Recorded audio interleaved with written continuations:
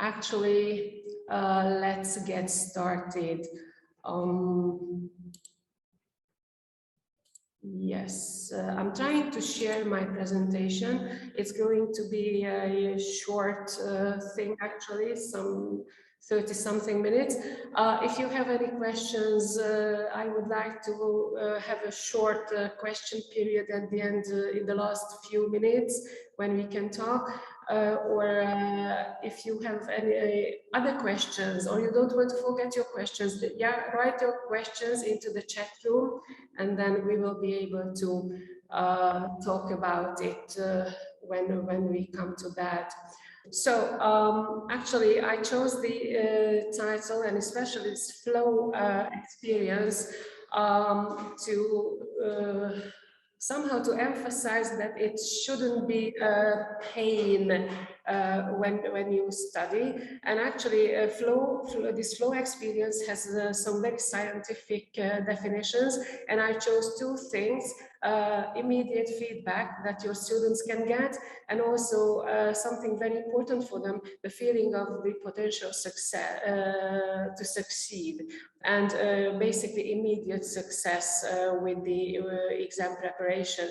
Because if you want to prepare for the exam just one day before the exam, you get all these feelings, but it doesn't have to be like this. So to avoid all the anxiety and panic, we can try developing language skills and exam skills at the same time, because it's not that difficult. Everybody has the coursebook materials, and every course book, especially these modern ones, are CEFR aligned, and the CEFR sign is always at the back of the book. So it means that the material that you have in the course book is on the proper level of the exam that you are preparing, or you would like to prepare your students for. However, if you want to have enjoyable lessons, I'd recommend that you think outside the box. So just to follow the course book might not be enough or enjoyable enough, because there are lots of ideas that you can use. My students especially enjoyed when they had project work, when, for example, we were reading about the history of something, like the history of trade. They could choose their own topics, and they had a week-long project, like the history of chocolate, the history of Paris, or whatever they thought might be interesting. If the topic is literature, like Romeo and Juliet, whatever, we chose contemporary authors, and very often Hungarian authors, to learn about, and we teachers could join forces and to make it interdisciplinary. So I normally ask the literature teacher for ideas. But this was the moment when I learned about a Hungarian haiku poet, for example. An excellent game was in classroom, the breaking news game. Again, we joined forces with literature teachers, and in English class, we collected the ideas of the set readings, the compulsory readings. We revised the plots, and eventually we organized a news agency, a proper news agency. There was a presenter in the news studio. There was a foreign correspondent who actually talked to the heroes, or heroes of the novels. If it was the Stars of Eger Csillagok, then we had a foreign correspondent at the Fort of Eger, and the foreign correspondent talked to Dobó István, or a Turkish prisoner of war. It was a week-long project, but everybody enjoyed it. When it was about different aspects of history in the course book, it happens all the time. We could make it absolutely interdisciplinary, because they could create presentations, PPT or Prezi, with the IT teacher and with the help of the history teacher, and actually they could get marks in 3 subjects, which was quite useful. Also, you can create billboard for the group or for the class where they can put their own ideas, pieces of literature, messages, whatever. And when we came to a topic or wanted to sum up a topic, I sometimes asked them to create an acrostic poem. It was good to introduce or to sum up. Acrostic poem is the one that you can see on the slide. The first letters of the lines give you the topic of the poem. In this case, the topic of the lessons.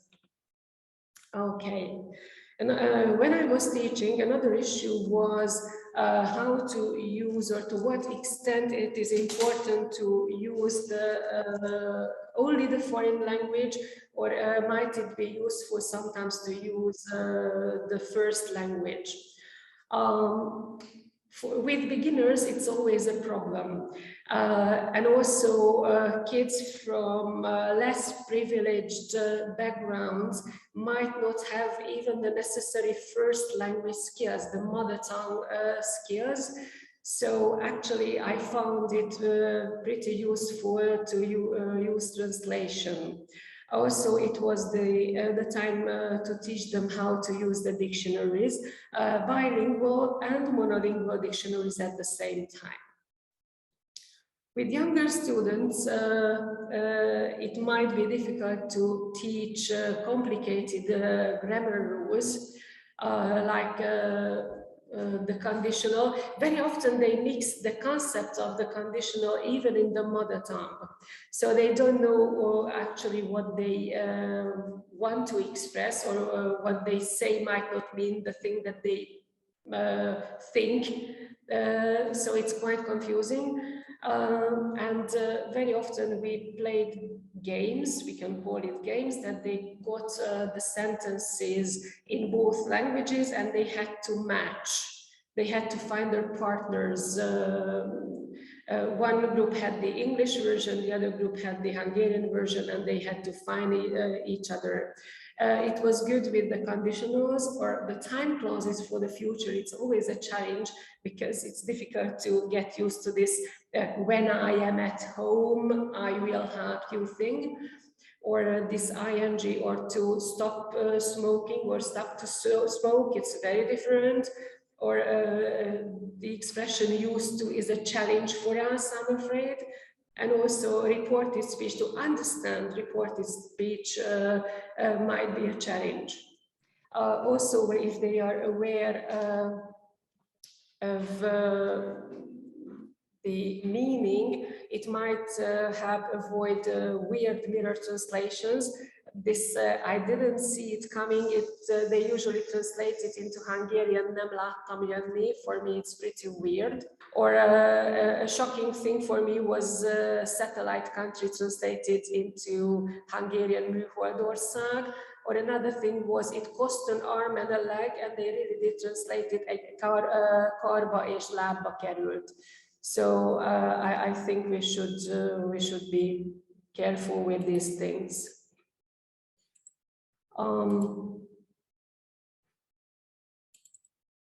I don't know. Okay, so I would like to show you a trick how to teach or how to learn new words from the whiteboard. The good old green board, whiteboard, blackboard, whatever you have.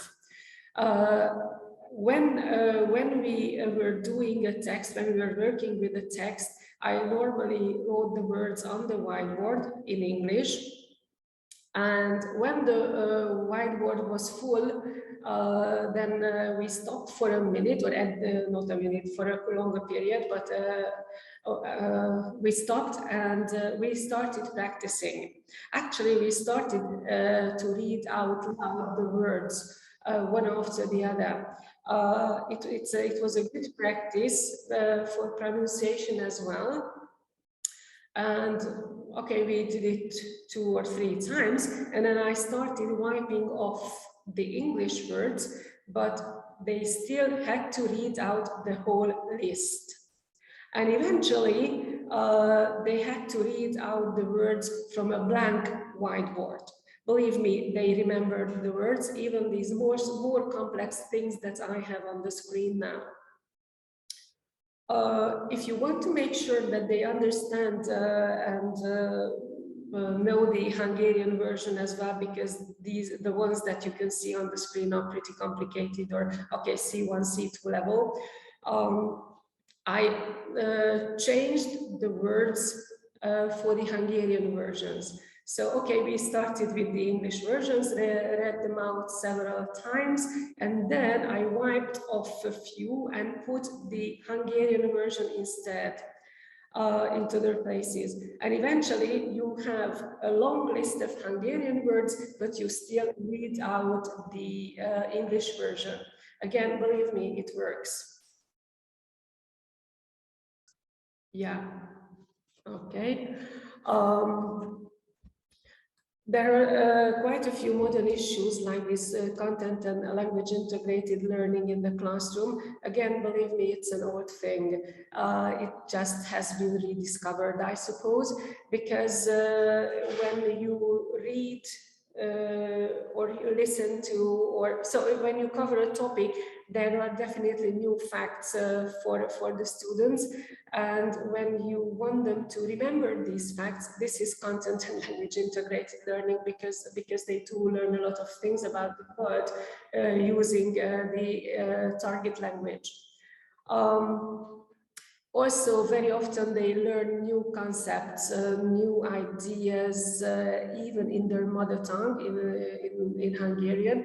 Very often I find that they don't know anything about the relatives, for example, like who is a niece, who is a nephew, who is the mother-in-law. These problems are constant, they are always there. And you can make a clear distinction when in the case of false friends. At the Language Exam Center, we always meet these problems, like instead of jeans, they use farmer. Last time it was a farmer jacket, I suppose. That I heard, it was just a week ago. So it's important to make it clear that novella is a short story and novel is a regain, and gymnasium is a grammar school, while a gymnasium is edzőterem or tornaterem. So I think it's very important. Okay, now when should we start like exam preparation?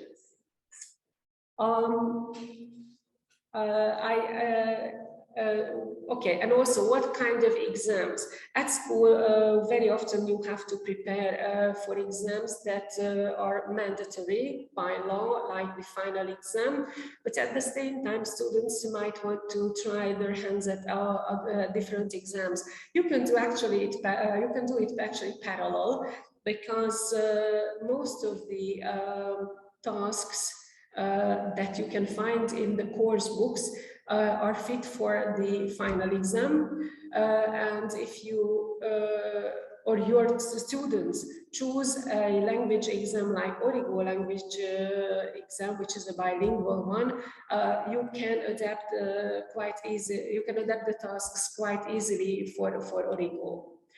Well, before they choose a language exam and a time for the exam, when should a candidate come to the exam? Very important, they have to be at the appropriate level. Language preparation material, prep books, are not suitable for language development. So if someone is at B1 level, shouldn't try to develop their language skill only by using prep material.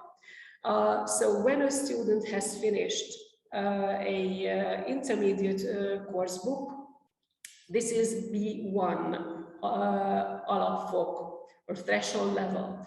Upper intermediate is B2 Vantage or intermediate level exam, and C1 or advanced, this is Felsőfok in Hungarian. So when they are there at that particular level, they have covered the material. This is the time when they should choose a language exam.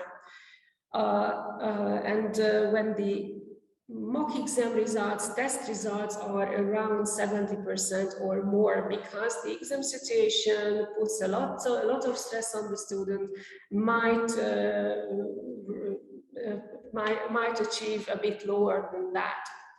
Also, it's important to check out the format, and it's useful to choose an exam type that provide on-level mock exams or on-level practice papers. Also, I like the I like to choose exam centers that offer free prep exams. As for the final exam, we know that it's B2 level, but also we know that the level might be a bit higher.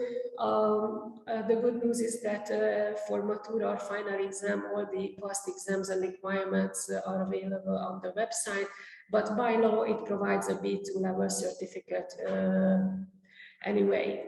But when we come to state accredited exams, they are normally aligned with CEFR, so the Common European Framework. They are standard types. They test the skills with always the same task types, and 2 to 4 tasks per skill. They can be monolingual, bilingual. Bilingual is Origo. They can be developed in Hungary or international.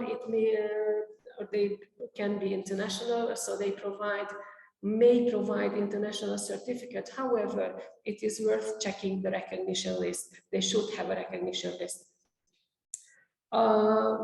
I always like to prepare my students for exams where the assessment is easy to follow for me as a teacher, or easy to understand, but there are again different types.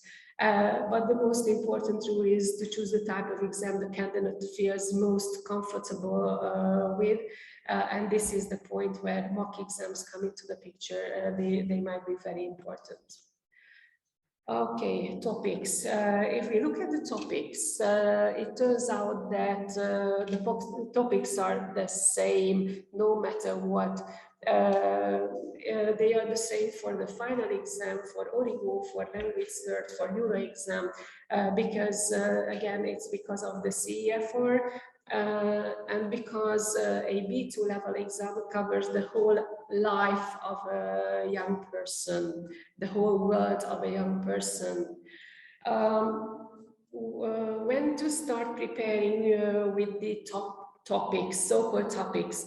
Actually, from the very beginning, it's useful to collect their ideas from the very beginning. For example, on a computer in documents, and these documents can be always enriched as they get more information on a certain topic, or they cover these things during their lives.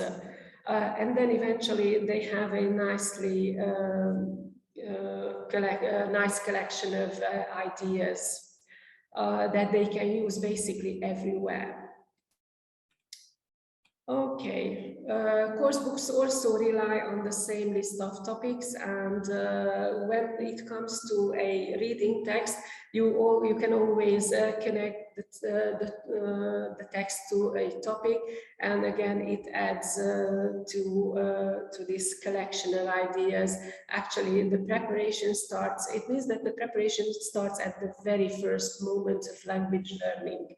So, course book tasks and exam tasks. I would like to emphasize now this Origo bilingual thing, but you can use the ideas, as I have already mentioned, for different language exam types. To start with, I would like to give a quick idea of the exam tasks of Origo.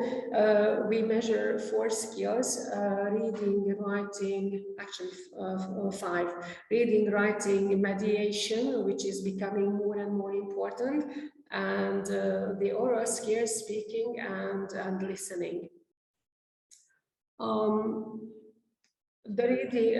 Most of the skills are tested by 2 tasks. At B2 level, the exception is mediation. We only ask the candidates to translate an English text into Hungarian.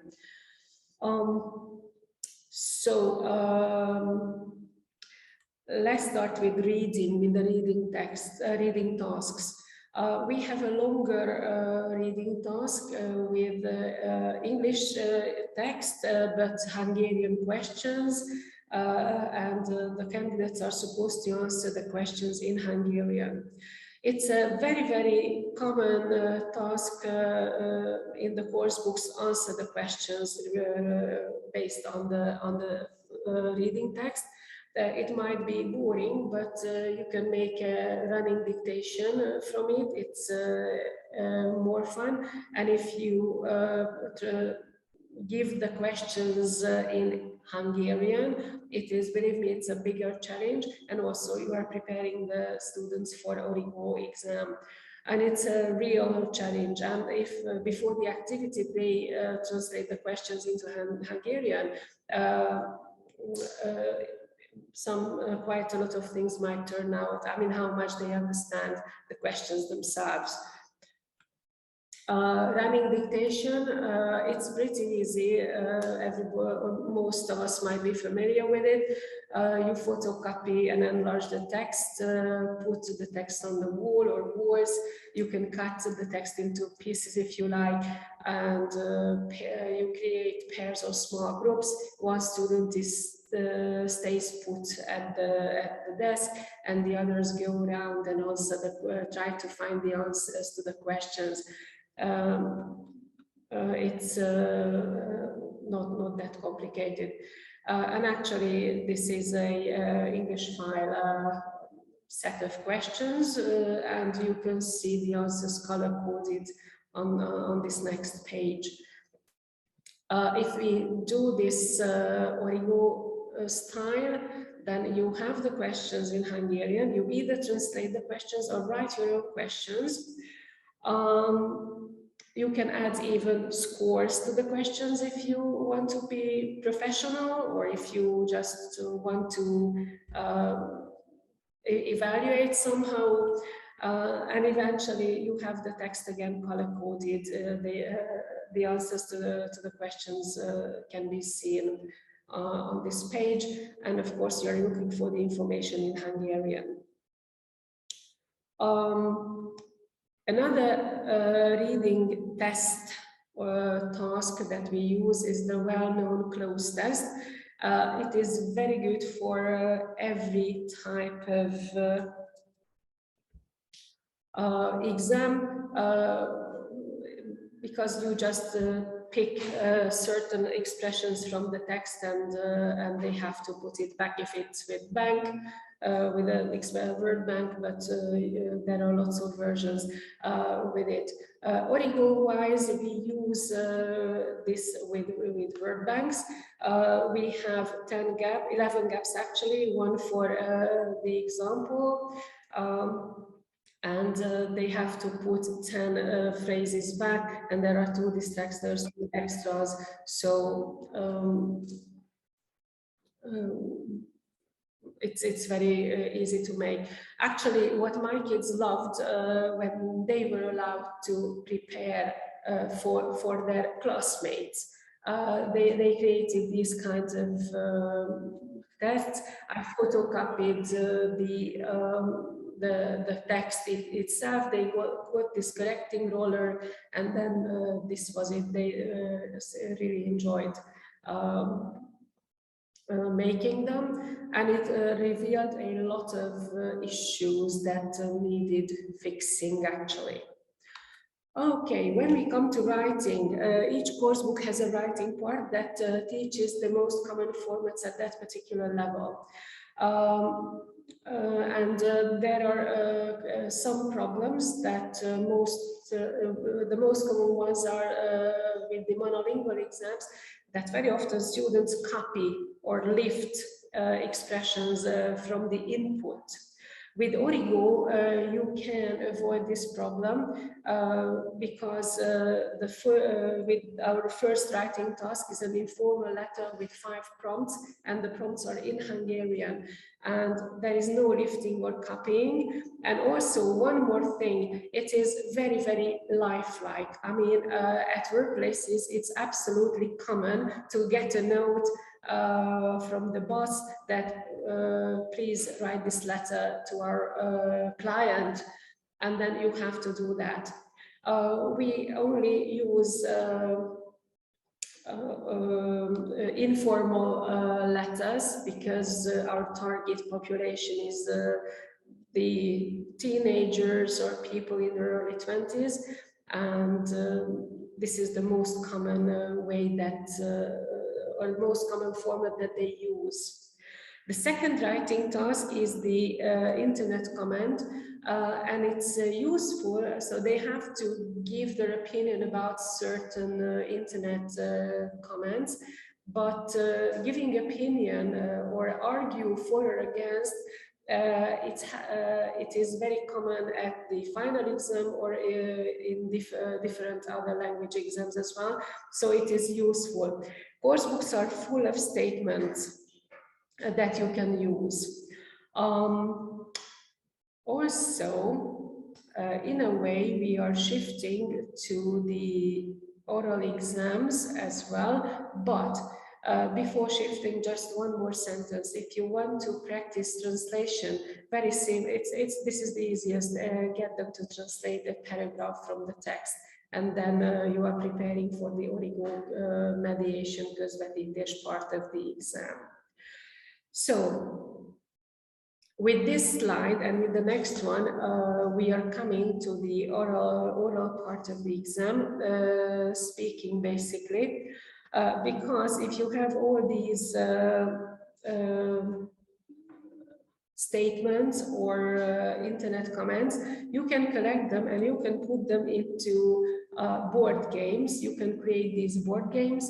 I have some templates, and actually you can use them in class, and they enjoy it. This game really, they can work in groups, and it's huge fun, and they do work actually. Some course books have their own board games as well. You can use the same type of board games with speaking tasks, talk about this or that, or answer these questions that you can find actually in the course books.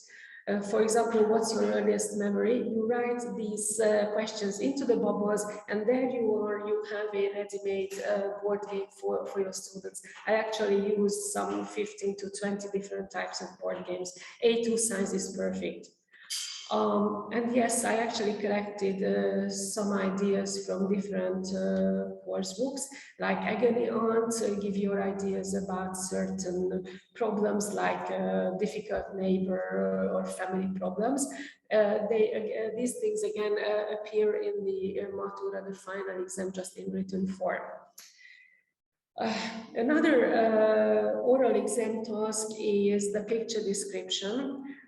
These modern pictures are, these modern course books are full of amazing photos that you can use. And you can use them again in group work. If you, from older editions, you can cut them out and just give the groups some cards and or pictures, and they have to talk about the picture.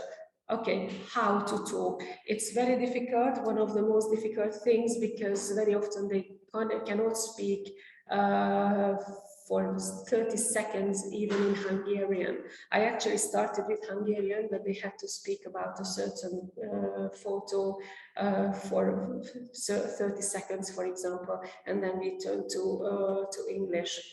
What to speak about? if you pick a photo, you can connect different ideas, like if it's kids playing football in the sand, it might be sports, free time, friendship, school time versus free time, adults free time versus kids free time, talent, how to become a talented soccer player, football player, whatever. And for our picture-based task, for Origo picture-based task, all these ideas are relevant because they are connected to the photo. And actually, the candidate has to speak about the photo for 2 or 3 minutes, from 2 to 3 minutes, depending on how fast they speak. So this is a way to practice. Another example. So the people sitting on the bench, a lot of things can be related to these issues. For our oral exam, the next thing is the situation. Again, before the exam, it's too late to prepare for the situations because everybody knows that we start teaching them very early from the beginning. Actually, for beginners course books, there are situations. Actually, they have to kind of collect them and enlarge them, get more ideas about them. Actually, I suppose it's question time, isn't it? No. Okay, then. Thank you very much. Thank you then for your. Sorry, I would like to ask you in yes? speech, if it's possible. Please, once more. I'd like to ask you in speech, if it's possible, not in text format. So please go ahead. I'm listening. Yeah? Okay, and I don't know. So may I also give you some feedback about the Origo exam, because I'm actively helping students to prepare for their exams, and one of my students has been considering using the Origo exam, and also myself. I was also a person who took the exam a couple of years ago, so it was an interesting situation of you know, executing the executioner. You know, I was in this funny and a very good situation myself. And would you mind if I gave you any feedback and also some technical questions about the language exam itself? Okay, okay. Can I ask you to stop sharing, because it's very difficult for me to click between my notes. Thank you very much. Thanks. That's much easier. And I took a couple of notes while you were talking, and I think that would be easier if I just read out some stuff. Okay. One of my interests. So I think on the one hand I understand, but it might not be the answer that to this question that I think it is. But why do you have the text in foreign language, and why do you have questions when why can students write down the answers in Hungarian? What is the idea behind this? Because it's a pretty common situation in real life if they have a foreigner around, or vice versa. If there is someone who doesn't speak the language, it might happen. Actually, Origo exam tasks are quite close to real life. When even at workplaces, they might get English, whatever, description of a job, a manual, whatever. And if they have to create a summary, and they might have some aspects to concentrate on. So then this is the kind of situation that when you have to use the Hungarian. And also then it's pretty sure that I mean, this way you can make sure that whatever is on the page, it's correct or not. Okay. So it's not only copying the answer from the English, okay. But they have to know what they are writing, what they are talking about. All right. Okay. I have currently one student who has got a learning disability, and I had a couple of other students in the past as well.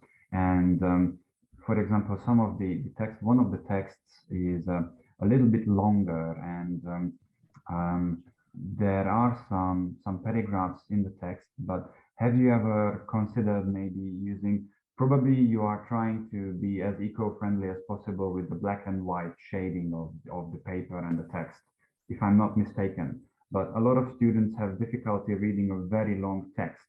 So have you ever considered maybe using any kind of shading like dark gray or light gray, or maybe even chopping up, so, or not really? No, actually, but it's okay if a student uses these highlighters, colored highlighters. It's okay to use. Right. Actually, they can write anything on the exam, into the exam booklet. Okay, so yeah. That's what I always tell them, to go ahead and take any notes on the paper. We also encourage them to take notes, highlight, underline, write the Hungarian version over the text, whatever they wish. They feel free to do that. Okay, I don't want to take up all the question time, so if somebody else wants to ask any questions, because I have a couple of more and I'm very happy to be able to talk to you, but if there is anybody else, then I would gladly give also, my email address is fekete.katalin@onyc.hu, so feel free to contact me. Okay, thank you. Or us. Info at onc.hu, so I'll get the letters anyway, or the emails. We are happy to help. I think we have time for one more question, Carmen, if you have one. Okay. Then we have to, so choose wisely, please, because then we have to close. We'll try to do that. Yeah. Okay. You will have to write me an email, so. Maybe, but this is much easier this way. And okay, one last question is about the division of the exam. And are the exam parts together, meaning that you can do the tasks in any order? Because I don't exactly. Okay, because I like this one. And it's I think it is much B2 level, it's 3 hours, and it's up to the student to decide how much time they spend on one particular part. All right, I think this is a much more preferable way of doing the exams than very difficult. Chopping up. Yeah, so they have to learn it. Yeah. Thank you very much in the name of my students, because they like it very much, that they have some more free time to do things. And just one more thing, it's not a question, but I would have to say that what you said at the beginning is not just empty words, that you are friendly at the exam, because as I said, when I went and took the exam myself, it was a B1 Swedish. The examiners were really nice, really helpful, especially with the picture description. I picked a crazy picture. It was a stupid mistake, and they tried to help me with a lot of questions. And also everybody was very kind. So I think Origo has become one of the best language exams in Thank you very much. So I like it quite much. So thank you very much for the work you're doing. Thank you very much. Presentation as well. Bye, thank you.